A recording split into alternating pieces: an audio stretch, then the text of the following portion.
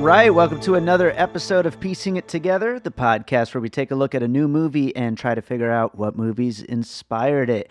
And today on the show, we are going to be talking about the Lonely Island classic, Palm Springs. This is a kind of high concept, time loop romantic comedy that was picked up at Sundance for a record amount of money by Hulu and is now out for free on Hulu. I mean, of course, you have to pay for your subscription, but, you know, you're not buying tickets to it or anything like that. So you definitely should go check it out. It is a great little movie. Really one of the better things that's come out this year in this very strange movie year. And speaking of movie years, every year is an awesome movie year. And joining me today is one of the co-hosts of the Awesome Movie Year podcast, Jason Harris. He's been on the show before. He's back. We're happy to have him. And also, speaking of Awesome Movie Year, they just started, or actually, as of the time this goes up, they didn't just start. It's starting on Wednesday next week. They're about to start. There you go. I'm in a time loop myself here, guys.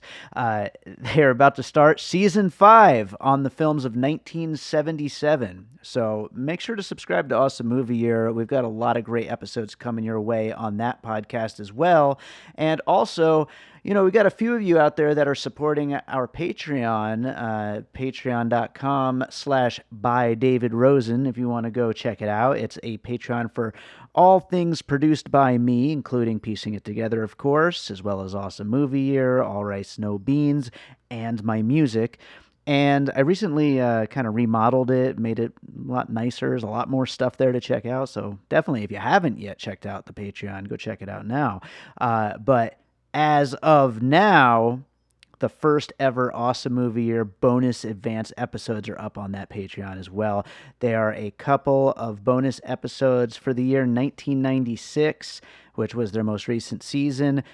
Included are Waiting for Guffman, which is honestly one of the funniest movies ever, and Space Jam, a movie that was requested by many, many people during the run of 1996 on the show, and we finally caved and did it, for better or for worse. So check out the Patreon. As always, make sure to subscribe to Piecing It Together wherever it is that you listen to podcasts. And if you enjoyed the show, share us and rate and review it wherever you want to rate and review it. So this is a little bit of a longer intro than usual, so I'm going to shut up and get to our conversation about Palm Springs. All right, joining me today, coming back to the show, I know for him it feels like it's been forever. It's our good buddy Jason Harris from Awesome Movie Year. How's it going, Jason? Hey, Dave. Doing fine. Guys, just chill out. I know you're sending a lot of hate mail to Dave for not having me on more, but he's trying. You know, let's give him a chance. So, how are you, Dave? I have to set up email filters to block it all out, because otherwise I'd be missing my mailing lists. I'm doing all right. I'm doing good. I am excited to talk about this movie. I think it's going to be a really fun one to talk about. Palm Springs, a Lonely Island classics feature. One of the many classics from Lonely Island. Probably, you know, I do like this Lonely Island classics. Maybe we'll move more into that realm of weird, strange indies, and maybe you have some other Lonely Island pictures on your list here. I don't know, for your puzzle pieces, Dave. Possibly. I guess we'll see as we get into them. But, you know, before we start getting into pieces, I do want to ask you, I've been asking my guests lately, it's kind of a new thing, what made them want to cover this one with me? Obviously, this being a comedy, and I know you're a big comedy guy, is that the main thing that stood out with you for this one, is being Lonely Island and all that? Well, I don't think it was that. I think the comedy's part of it, but I do like this like resurgence of rom-coms we're seeing on streamers. I know, Dave, how we all know how you feel about the streamers, but look, romantic comedies at a more, let's say, not even an independent level, but at a lower budget level, even in mainstream, seems to have died a few years ago, and then major comebacks with Hulu and Netflix, and I'm so glad this genre's revived, because I think that's where stuff that we grew up with, stuff like Before Sunrise, you know, stuff like that, that means so much, like, to our development as movie fans. that's where these things would live now. So I'm really excited that this genre has really kind of exploded on the streamers. I think that makes a lot of sense. Yeah. And while I'm not going to get into the fact that I think the majority of the romantic comedies on streaming I've seen have, left a little bit to be desired, still, this is one of the good ones for sure. And I think let's get into some puzzle pieces, and we might as well, just to get it out of the way, let's just go with the Groundhog's Day and talk about that for a second. Well, that's the end of my list. Okay, we're done? Finished? No, That's of a wrap? course. Groundhog Day, of all the time loop movies, probably is the best one. Like, a lot of people consider it a perfect movie. Script Notes did a whole breakdown on it if you ever listened to that podcast, which is great for screenwriters. But yeah, I mean, that's Bill Murray at his best, right? And just reliving that day and all the things that come with it. And, when he has that knowledge that he's going to be reliving the day the way he replays it. Ned Ryerson, like how classic is that stuff? Yeah, no, it's the best of the genre, right? I mean, that's the ideal time loop comedy. And I watched it again a few years ago and it still holds up. It's great. It's unavoidable to talk about when you're talking about any time loop movie. Like, really, whether the movie leans into the comedy, the romance, the horror, whatever it is, that's always going to come up in one of these kind of movies, because it really did just kind of, I don't know if it came up with it. I'm sure there's probably something that preceded it, but it certainly perfected it if it didn't come up with it on its own. Yeah, on my pieces, I have an older film that I don't even know if you've ever seen, but it's more time travel than time loop. But yes, I agree with you that Groundhog's Day is the ideal time loop movie, and honestly, like, just an awesome comedy movie. It's a great film.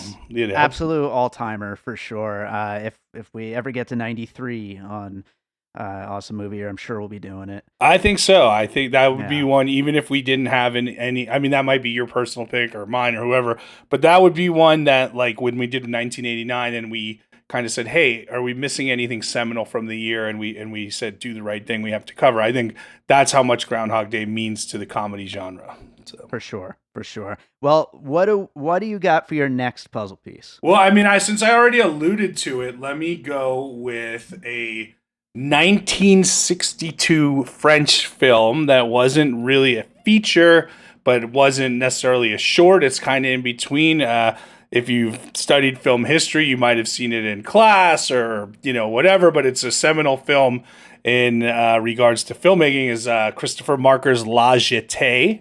If you've seen 12 Monkeys, that's what 12 Monkeys is based on. Okay. And I think I want to even call it proto-French New Wave, like right before the French New Wave broke big, but it's this like very dark, bleak, desolate, apocalyptic tale after World War III.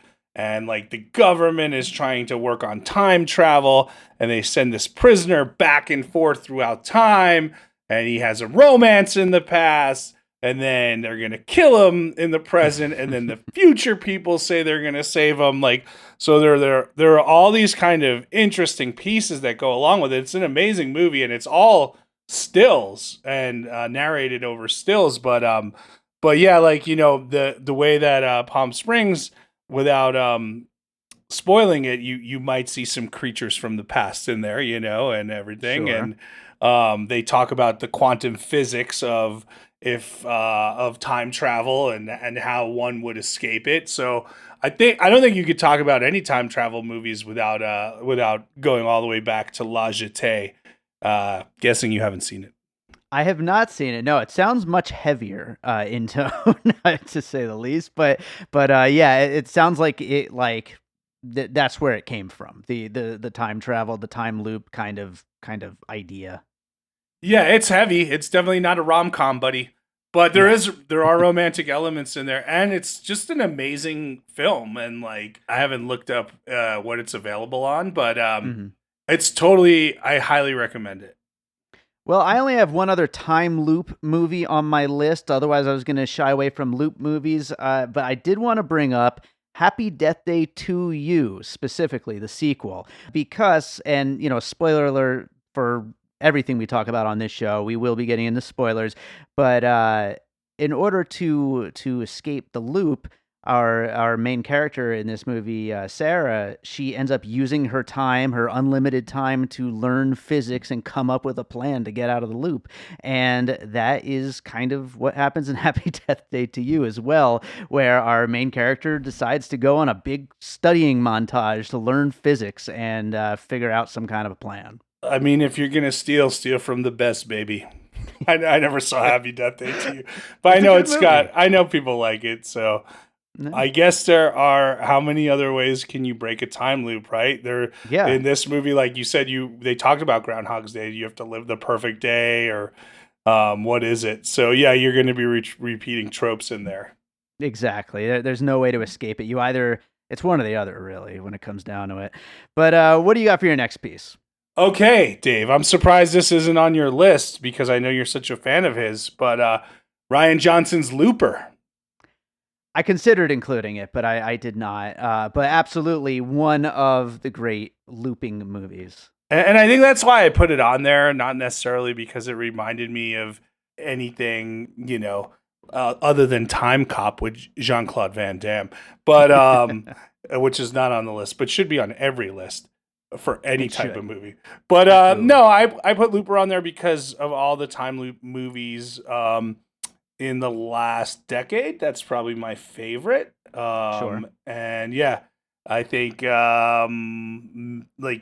probably, I know Joseph Gordon-Levitt and Bruce Willis have done a lot of stuff since then, but was that the height for both of them? I kind of feel like it was, and he kind of disappeared for a while, Joseph Gordon-Levitt, after that until 7500, which was our last week's episode. But yeah, no, and I think another good comparison to Looper is the fact that both movies kind of exist in a way where they're already assuming we know what a time loop movie is. Like, they just jump right in without feeling the need to fully explain it. Like, they can kind of have a little bit of a shorthand involved.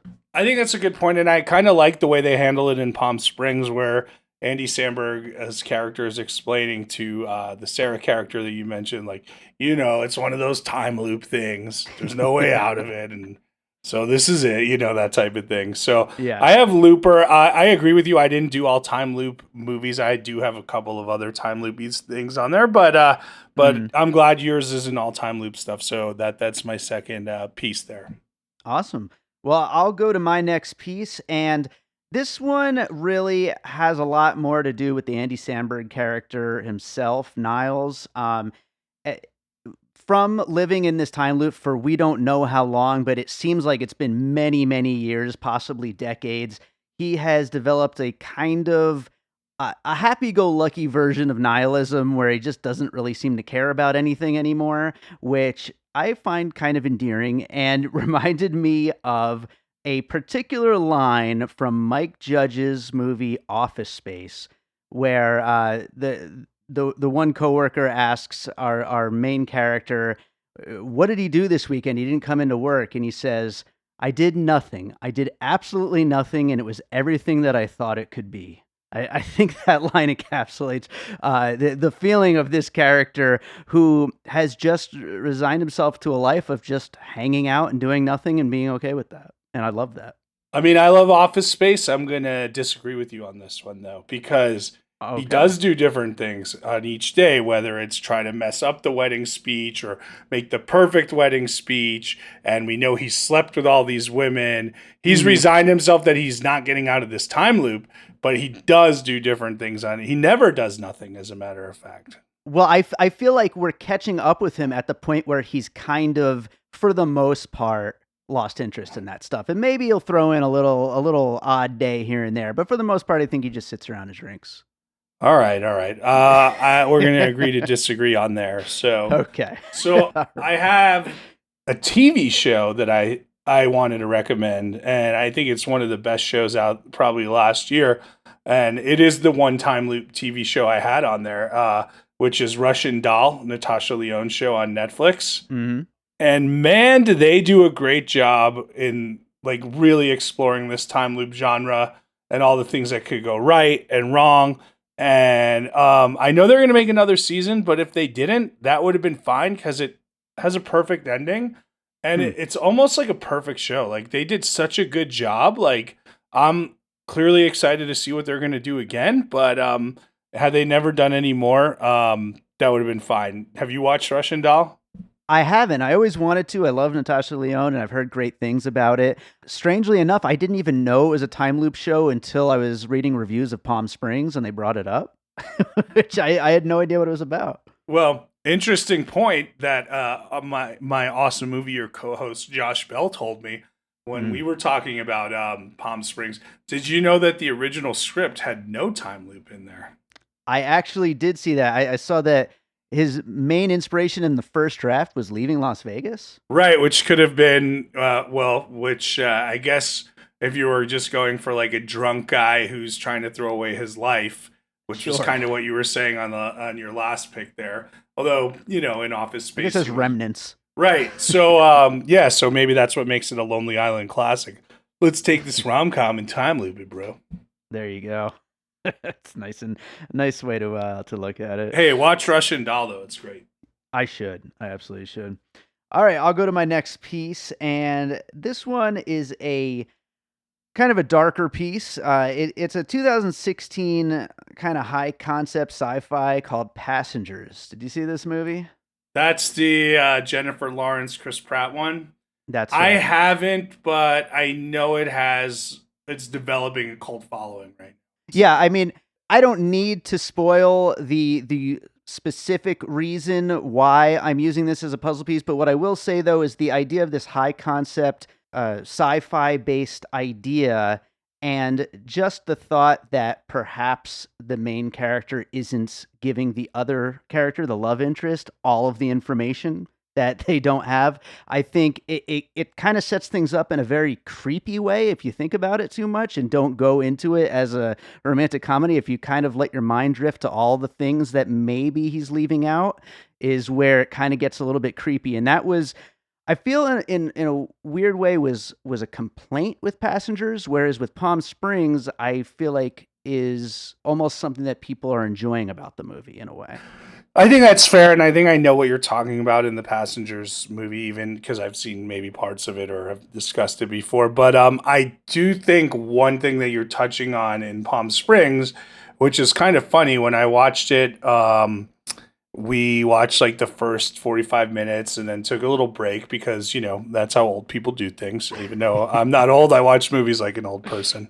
I'm just middle-aged, guys. But it's very interesting because we almost broke it directly. And like the whole first half of the movie is like, okay, we've set it up and now we're in the action. And then like once you come back, like literally at that midpoint, it's like, okay, here's 80 things that are going to happen in a row that just heighten in the second half of the movie. And that they really, really capture a momentum of stacking. And it works. And if it didn't work, the movie crumbles, right? But it did work. So. Yeah. There's so much world that they build up in that one location and that small amount of characters. It's a very cool structure for a movie. They really put it together really well, I think. So what do you got for your next piece? Okay, I got one more of the time travel-y type things, and then we're going to move on from that. But I put this one on there because it's so weird. It's Shane Carruth's Primer. Okay. Do you know it? I saw it once a long, long time ago. It's been forever. I think if I watched it again, I still wouldn't understand it. But yeah, I think it's like this kind of like totally average dude who like figures out how to time travel in his garage, use it, and like not all the details are there, but like he does move throughout time and space, and it's very weird. And I think I just put it on there because like if we're gonna deep dive this, these pieces, like, let's pick something super offbeat and see where that goes. So Shane Carruth's Primer, I would watch it again and probably still wouldn't understand it. Right. Yeah, I like the idea that Andy Samberg's character kind of has a grasp of what's going on, but not really. It's like he has just enough to be able to kind of fill in a few blanks for his new friend, but that's about it. Right. He accepts it, but doesn't really ever do anything to change it. Yeah. That's, I feel like, how I would be, probably. Well, I got one more piece, and this one a little bit kind of connects mostly to the ending, I think, but to the love story itself, and that is the Michel Gondry film Eternal Sunshine of the Spotless Mind, and the idea that these two characters, they know from their time in this loop that they're going to continue to get on each other's nerves and drive each other crazy, but they're going to just continue anyway because they like each other. There's a huge parallel to the ending of Eternal Sunshine of the Spotless Mind, another sci-fi romantic comedy kind of thing, even though it's much darker than that. But we're left in a place where these two people have been through so much, but there's such a connection there that they're going to try again. You know, obviously we all love that movie, right? But Sure. and if you don't, then check yourself. No, That's right. But that ending is interesting because I think when you compare it, like it's this acceptance of an inevitable failure. And in Palm Springs, we don't know that the failure is going to be inevitable, but we know they need to do something and they need to do it together. So I think that's a good, that's an interesting one. Good pick, Dave. So. That inevitable failure comes from the Charlie Kaufman-ness of the story. I know. Did you finish his book there, Dave? I'm about 400 pages in right now, and it's insane. I'm loving it. Real surprise, Dave. Real surprise. So what do you got next? So that was your last one? Yes, absolutely. Well, okay, I'll run off a few things then, okay? So one thing I wanted to do was kind of think of Andy Samberg. And he's not a big movie star. He's a big TV star, but he's done some cool movies, right? So one I wanted to throw out there was another kind of indie rom-com piece that he did with Rashida Jones, Jesse and Celeste Forever, which is a cool movie where they're like best friends and then they always talk about dating. Maybe they used to be a couple. I haven't seen it in a long time, but I think they used to be a couple, stayed best friends, broke up, and then, but still stayed best friends. And then he kind of, he gets his new girlfriend pregnant and that changes everything, And I like this movie a lot. And I love that a lot of it is from her point of view. So, recommend that movie. I find it interesting that he seems to be pretty interested in like these kind of traditional genres, the rom-coms, the like just silly, like broad comedies and stuff like that, versus going as weird as maybe Lonely Island would suggest. I think what they're doing is trying to chip away at the genre and find a different way in or a different way to present it. And, none of them are quote unquote, like really traditional rom-coms, right? In this one, we're time looping. And the one I just mentioned, it's a buddy movie that dealt with a romance, and now it's the moving on of that life. So, but if we were going to pick something traditional, I thought of if I'm not mistaken, was J.K. Simmons and Andy Samberg were both in I Love You, Man, the movie with Jason Segel, correct? So that's right. I think you're right. I think they were both in that. Yeah, where Simmons played his dad. And Andy Samberg was the gay brother. And Simmons was very, very supportive in wanting his son to let his freak flag fly, so to speak. So J.K. Simmons is a treasure, man. He really is. Yeah, he is. And I love that movie. So that was a quick one that I wanted to bring up just because those two work together, I think. For sure. But I do have one more piece, like big piece, that we should talk about. And I think I mentioned it on our top 10 lists at the end of last year or the year before. Who knows? Time, like a loop, has all run together now, Dave. So. Yeah, nothing makes sense anymore. So at the beginning of the episode, you asked me my interests. And I said I was so happy that the rom-com genre has come back so heavily on streamers. And you had said that some of them leave something to be desired, which is fine. But one of them that I think is a home run is the Hulu movie Plus One, which is a Oh great yeah. romantic comedy that all takes place at weddings. It's about two characters who always end up at the same weddings. They get the same invites, so they say, well, why don't we just be each other's dates? Because finding a date is so difficult, and they're always a pain in the ass at these weddings. So now we see this whole progression of their relationship from friendship to romance to breakup to you can probably figure out how it ends. But it all takes Sure. place at different weddings over, a year-long period. Plus One, awesome movie. Could be on Awesome Movie Year. Yeah, I still haven't seen it, but it sounded really fun, and it's kind of funny that that whole structure of going to all the different weddings kind of lends itself so much to the time loop structure of this movie. That's Yeah, great. yeah. This one they just go to the same one each time, right? But Right. yeah. But no, I love that structure. I love the idea of a structure where you're really only seeing okay, now we're at an event and we're not gonna know everything that happened to these characters until the next event, and you have to fill in some of the blanks because what you're Sure. seeing is just how they're acting in regards to each other. So you're filling in, was it a good few weeks, a bad few weeks they had, whatever. But dude, go watch Plus One. Get on it, bro. All right, I'm gonna have to watch that for sure. All right, let's do the finished puzzle, and we'll get into some closing thoughts here on Palm Springs. Finished puzzle includes Groundhog Day, of course. La Jetée, is that how you say it? Yes, Dave, your French is immaculate. Ah, thank you. Happy Death Day to you. Looper, Office Space, Russian Doll, Passengers, Primer, Eternal Sunshine of the Spotless Mind, Jesse and Celeste Forever, I Love You Man, and Plus One. So that is our finished puzzle list. Of course, a lot of time loop movies in there, a couple sci-fi, a bunch of romantic comedy.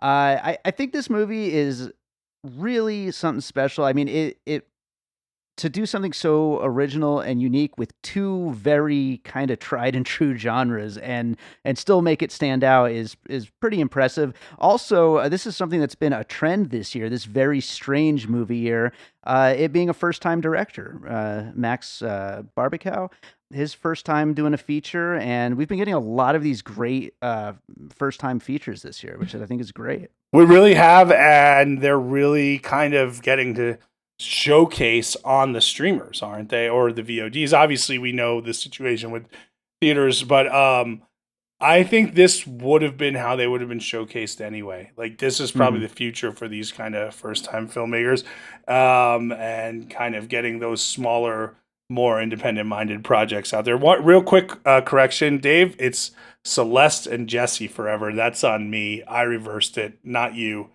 The heat's off you, baby. You're absolutely fired from this show, Jason. What are we gonna do with you? I fixed my mistake. I feel like I should still be able to be on the show. As if I can't just edit this and fix it for you. Well, hey man, hey, I took care of it anyway. But yeah, Yes, no, you this did. was a good one. This was one of those Sundance movies that I was looking forward to seeing, and we're in a time now where like it's like July 10th was the big on-demand release day, right? That Maybe was that will crazy. be a future of movie events as opposed to like we covered Independence Day on the 1996 season of Awesome Movie Year, and it was like you had to be there July 2nd, right?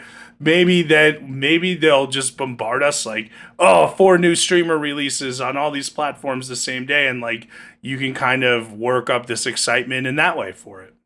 That's an interesting approach. Although when I'm presented with too many options, sometimes I just sit there and play on my phone instead. But that's just me, and they're never gonna make me happy if theaters aren't open. So Well, Dave, at least you got to enjoy this movie, and that's I'm right. sorry that of all the people in the world, clearly you've suffered the most since the pandemic started because the movie theaters aren't open.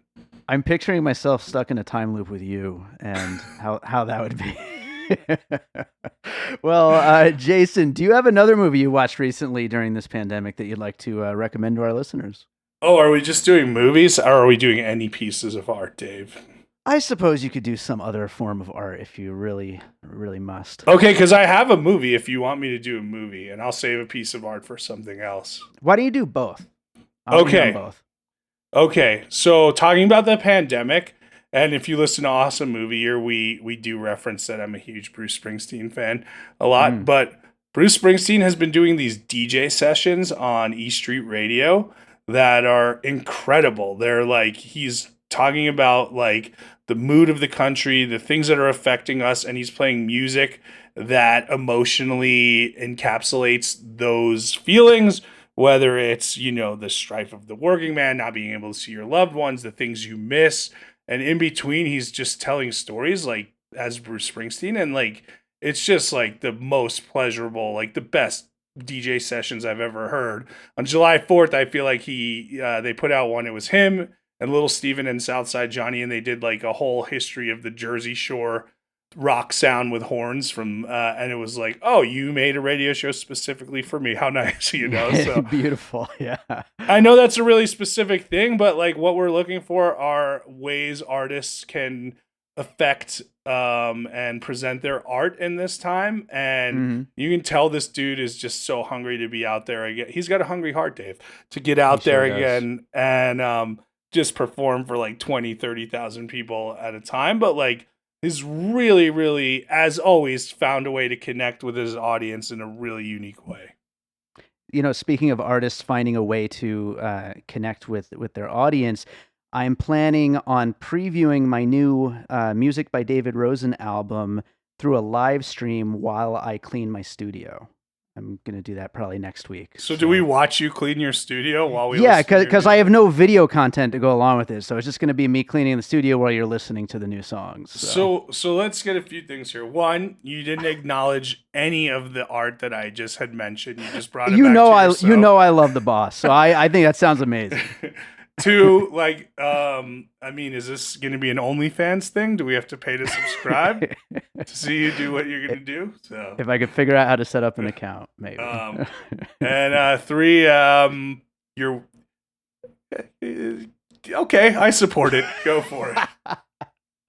All right, what's the movie you want to recommend? I do want to hear about a movie you liked lately. Okay, I just watched this.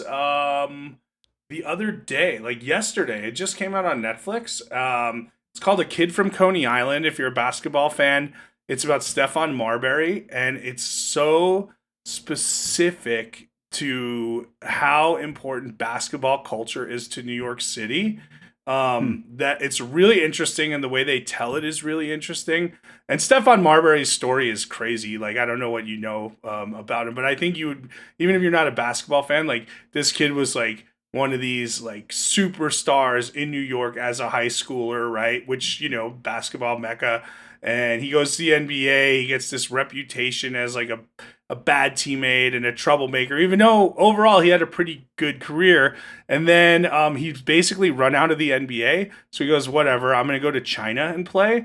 And he wins some championships, and like they build a statue to him. He's like, he's the biggest thing in China. Like he had to go all the way to the other side of the world to like reclaim himself, So it's really interesting. And, what I look for is the specificity and the point of view in documentaries a lot of the time. And I really felt like this really honed in on the importance of basketball and hip hop culture to New York in the 90s. And it just made me want to go down that wormhole and watch as much as I could about those subjects.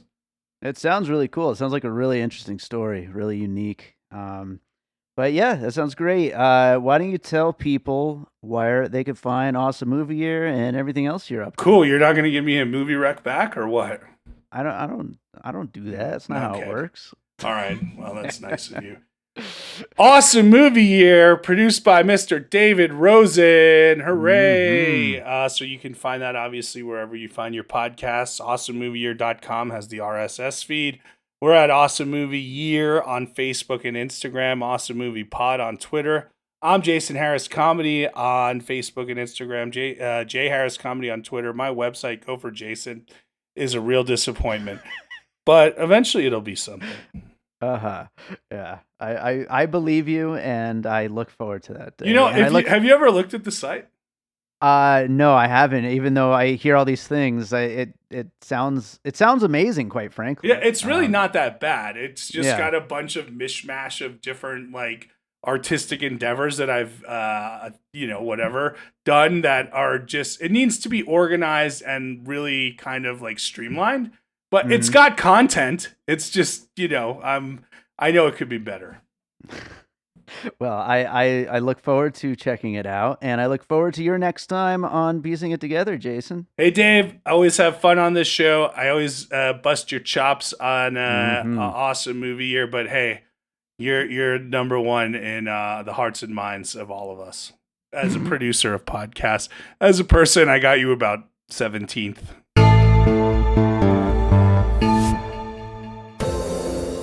5, 4, 3, 2, 1. That's how we do it at the Fivecast. Hi, I'm Tyler, one of the fantastic hosts of the Fivecast podcast, along with Ben Pearson. Each week, we turn the listicle culture of the internet on its head to compile intricately prepared top 5 lists for your enjoyment. If wasting time talking about pop culture is your thing, we have movies. I had a soft spot in my heart for Batman Forever. Music. Moon Age Daydream, oh yeah. Yes. Was considering putting the Stone Cold Stunner in there. But you can check it out. There's 64 names. They get voted on by the masses until there's only one name standing. And Schwarzenegger movies. You son of a bitch. And just type in Fivecast. That's the number 5 cast, and we'll see you real soon. Take 5. All right, so I hope you enjoyed that conversation about Palm Springs. If you haven't seen it yet, definitely go check it out. It is a very fun movie. And thank you to Jason Harris for being here. Like I said at the top of the show, Awesome Movie Year is about to enter its 5th season, moving backwards to the year 1977, kicking it off with the biggest box office of the year, which of course is the original Star Wars. It's a fun episode. It's hard to find new things to talk about with Star Wars, but I think the guys did a really good job. I think it's a really great episode. So check that out, and also check out the Patreon that I mentioned. We've got 2 bonus Awesome Movie Year episodes, which will eventually hit the main feed, but for now they're going to be exclusive over on Patreon until we decide to put those up for everyone else. And we're planning on recording more Patreon exclusive content soon for Awesome Movie Year, for Piecing It Together, and for All Rice No Beans, which is back. Things are still a little crazy in the world of the entire world, of everything going on in the world, and who knows what's going to happen with restaurants and everything, but restaurants are generally back open with various degrees of social distancing and all that, and now that things are kind of back to a semi-normal, we have been able to bring All Rice No Beans back. So check out new episodes of All Rice No Beans out now, and we're hoping to just keep that going as long as we can. So check out All Rice No Beans, check out Awesome Movie Year. While you're at it, also on the All Points West Network, check out Bird Road and Entre Dos. There's lots of podcasts to check out. And quick plug, over on the Patreon, I recently released an exclusive new album of my music. It is a bunch of bonus tracks from the album Beater, which is my most recent album, which is a compilation of music I've done for films. So this is some extra tracks. It's already a 36-track album, so it's another 10, which felt like a bit much for one album. So I saved them for the Patreon. So you can get those by being a patron, or check out the main Beater album over on Spotify, iTunes, any of those places. And as always, thanks so much for the support. You can follow us on social media at Piecing Pod, join the Facebook group Popcorn and Puzzle Pieces, check out all the rest of my music on Spotify and iTunes and all that stuff. And if you ever want to join me for an episode of Piecing It Together, get in touch. I would love to have you on the show. Plenty of movies on the way that are going to need to be covered. I'm always looking for new people. So let's close this thing out with a piece of my music, as I always do. And I was going to play something from that Beater bonus tracks, but to be honest, all the stuff that I cut is kind of downer, dark stuff, and that doesn't really fit for a movie like Palm Springs. So instead, I'm going to go back to my first album, Echoes in the Dark, and play a track called 1,000 Years. This is a lot more upbeat. So let's close it out with 1,000 Years, and we'll be back with more Piecing It Together coming up real soon.